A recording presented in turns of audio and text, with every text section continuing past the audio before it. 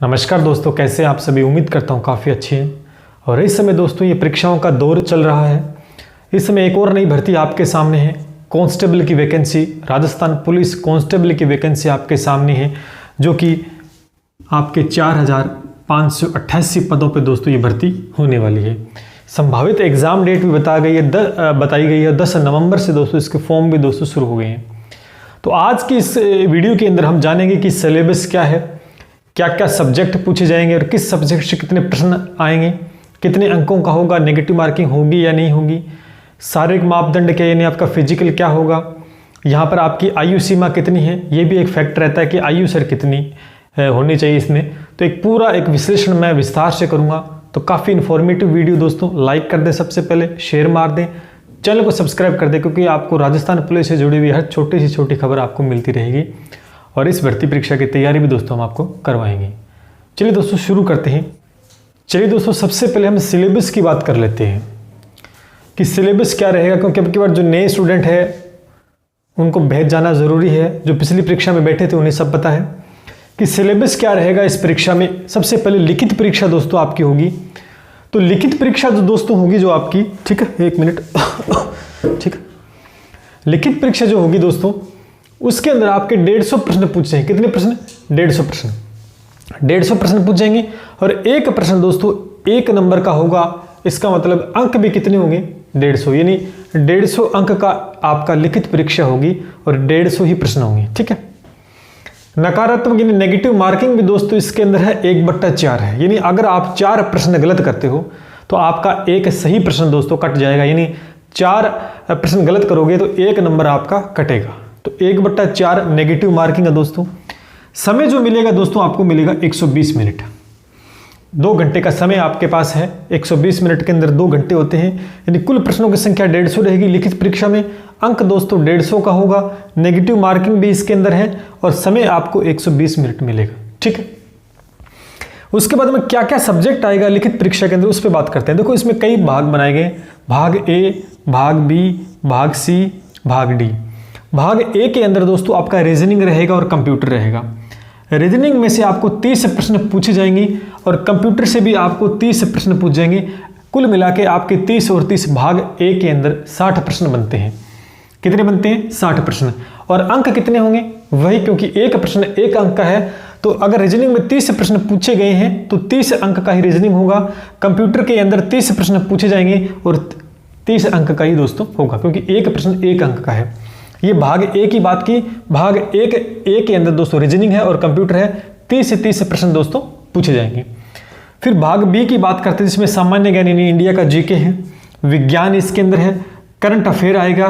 3 section है, सामान्य ज्ञान जो कि इंडिया का है, विज्ञान है, करंट, जिसके कुल मिला के 35 प्रश्न पूछे जाएंगे और 35 अंकों का ही रहेगा भार। तो 35 प्रश्न भाग बी से बनेंगे, सामान्य ज्ञान, विज्ञान और करंट से। भाग सी की बात करें, महिला और बाल अपराध के प्रश्न आपको 10 पूछे जाएंगे। महिला और बाल अपराध के 10 प्रश्न दोस्तों पूछे जाएंगे और 10 अंकों के ही होंगे। भाग डी जो कि राजस्थान जीके का है, जिसमें 45 प्रश्न दोस्तों पूछे जाएंगे। इसके अंदर आपको राजस्थान की हिस्ट्री है, कला संस्कृति हो गई है, भूगोल हो गया है, अर्थव्यवस्था हो गई है। तो ये प्रश्न, ये सब्जेक्ट दोस्तों राजस्थान जीके का आपको सभी को पता है। सारे राजस्थान जीके में क्या आ गया? हिस्ट्री है, कला है, संस्कृति, आपका भूगोल है, अर्थव्यवस्था, ये सारा आ जाता है। कुल मिला के 45 क्वेश्चंस आएंगे और इनका अंकों का जो भार रहेगा वो 45 रहेगा। इस प्रकार अगर कुल प्रश्न मिलाते हैं तो आप देख सकते हैं 150 प्रश्न बनते हैं। कितने प्रश्न बनते हैं? 150 प्रश्न आएंगे और अंक कितने रहेंगे? 150 अंकों का दोस्तों रहने वाला है। इसका मतलब एक प्रश्न 1 अंक का दोस्तों रहेगा और ये आपका एक विस्तृत सिलेबस है। ठीक है। पूरा डिटेल से भी एनालिसिस करेंगे, एक एक पॉइंट में क्या क्या टॉपिक्स हैं। पूरा मैंने पिछली बार पूरी हेल्प की थी कांस्टेबल की परीक्षा में बच्चों की, और यहाँ से बहुत काफ़ी ज़्यादा फायदा भी दोस्तों हुआ था। ठीक है। तो ये सिलेबस की बात हो गई है। अब दोस्तों बात करते हैं क्या आप एलिजिबल हैं। कब होंगे एलिजिबल? कब होंगे? जब आपकी आयु सीमा जो निर्धारित की है वो है। चलिए आयु सीमा की बात करते हैं। तो आयु सीमा की दोस्तों बात कर लेते हैं। यहाँ पर सामान्य कांस्टेबल के लिए बात कर रहा हूँ, सामान्य कांस्टेबल की बात कर रहा हूँ आयु की। आपकी जो क्वालिफिकेशन आप सभी को पता है कि 12वीं पास है। ठीक है। 12th पास पे ये भर्ती है। तो जनरल कैटेगरी के अंदर कोई बच्चा है तो मिनिमम उसकी जो आयु है, उसका जो जन्म है 1 जनवरी 2004 से 4 के बाद ना हो, है ना। यूँ समझे कि अगर आप एलिजिबल कब होंगे, जब आपका जन्म 1 जनवरी 2004 से पहले हो। अगर 1 जनवरी 2004 के बाद अगर आपके जन्म डेट है तो आप एलिजिबल नहीं होंगे जनरल कैटेगरी के अंदर। उसके बाद में मैक्सिमम कितनी एज होनी चाहिए, ये M का मतलब हो गया मेल और F का मतलब फीमेल। अगर आप पुरुष हैं तो आपका जन्म 2/1/1998 से पहले दोस्तों नहीं होना चाहिए, ठीक है। जनरल के अंदर आपकी जन्म डेट है 2/1/1998 से पहले दोस्तों नहीं होनी चाहिए, और महिला में 2/1/1993 से पहले नहीं होनी चाहिए। अगर इससे पहले हैं तो आप ओवर एज हो चुके हैं। बात समझ आ रही, यानी आपका जन्म मिनिमम क्या होना चाहिए कि 1 जनवरी 2004 के बाद का ना हो और 2/1/1998 से पहले ना हो पुरुष में, और महिला में 1993 से पहले ना हो।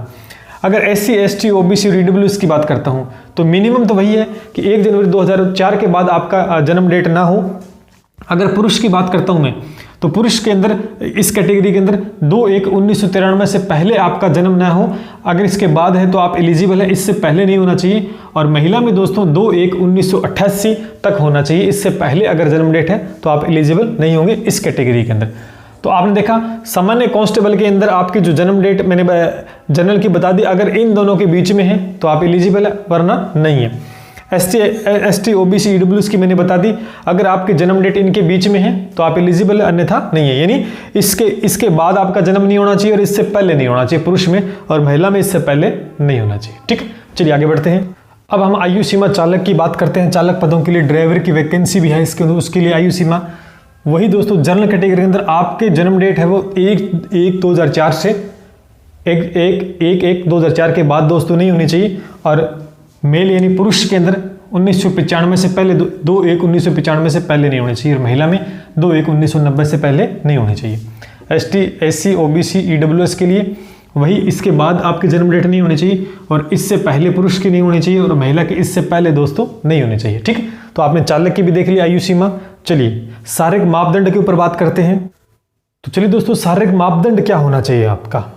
यहाँ पर मैंने दोनों की बात की, सामान्य क्षेत्र है ना, और एक शहरीय क्षेत्र, उन दोनों की बात की है। सबसे पहले ऊंचाई की बात करते हैं कि ऊंचाई देखो मेल और फीमेल दोनों की लिखी। देखो सामान्य क्षेत्र के लिए पहले मैं सामान्य क्षेत्र की बात कर रहा हूं, ठीक है, फिर शहरीय क्षेत्र की बात करूंगा मैं। सामान्य क्षेत्र में अगर कोई मेल है और फीमेल, देखो पुरुष के लिए ऊंचाई कितनी चाहिए, 168 सेंटीमीटर होनी चाहिए पुरुष के लिए, और महिला के लिए 152 सेंटीमीटर होनी चाहिए अगर वो सामान्य क्षेत्र से है, ठीक है। अगर शहरीय क्षेत्र से है पुरुष तो उसकी ऊंचाई 160 सेंटीमीटर होनी चाहिए, और महिला के लिए 145 दोस्तों रखी गई है। सीना जो मांगा गया है पुरुष का सामान्य क्षेत्र में 81 सेंटीमीटर होना चाहिए, और फुलाव के साथ 5 सेंटीमीटर फुलाकर यानी कुल 86 सेंटीमीटर होना चाहिए फुलाव के बाद में। यहाँ पर महिला के सीने की कोई बात नहीं कही, नहीं मांगा गया है। शहरीय क्षेत्र में अगर पुरुष के सीने की बात करते हैं तो 74 सेंटीमीटर होना चाहिए सीधा, और उसके अंदर 5 सेंटीमीटर फुलाव के साथ आप देखते हैं 79 सेंटीमीटर होना चाहिए। और यहाँ पर फिर महिला के लिए नील है, कुछ यहाँ पर नहीं मांगा गया है। वजन की बात करते हैं तो यहाँ पर पुरुष के वजन को काउंट नहीं किया जाएगा, कोई दिक्कत नहीं कितना भी वजन क्यों ना हो, लेकिन सामान्य से महिला का वजन 47.5 kg दोस्तों होना चाहिए। फिर शहरी क्षेत्र में भी पुरुष का वजन काउंट नहीं करेंगे, लेकिन महिला का किया जाएगा 43 kg अगर वजन है महिला का, तो वो इस भर्ती परीक्षा के लिए एलिजिबल है। तो ये आपके दोस्तों शारीरिक मापदंड है, आपने अच्छे से देखें। अब हम बात करते हैं कि इसके अंदर फिजिकल होगा, दौड़ होगी, तो किस प्रकार से होगी वो भी हम एक बार, क्या रहेगा दौड़ का रहेगा आपका। यहाँ पर देखो पुरुष को दौड़ कितनी लगानी है, 5 किलोमीटर की दौड़ होगी। पुरुष को 5 किलोमीटर की दौड़ पूरी करनी है 25 मिनट में। कितने मिनट में, 25 मिनट में आपको 5 किलोमीटर की दौड़ कंप्लीट करनी है, ठीक है। और महिला के लिए आपको 5 किलोमीटर दौड़ के लिए 35 मिनट दिए गए दोस्तों। कितने मिनट, 35 मिनट, ठीक है। अगर एक्स सर्विसमैन है तो उसको भी 5 किलोमीटर दौड़ना होगा, उसके लिए समय सीमा है 30 मिनट।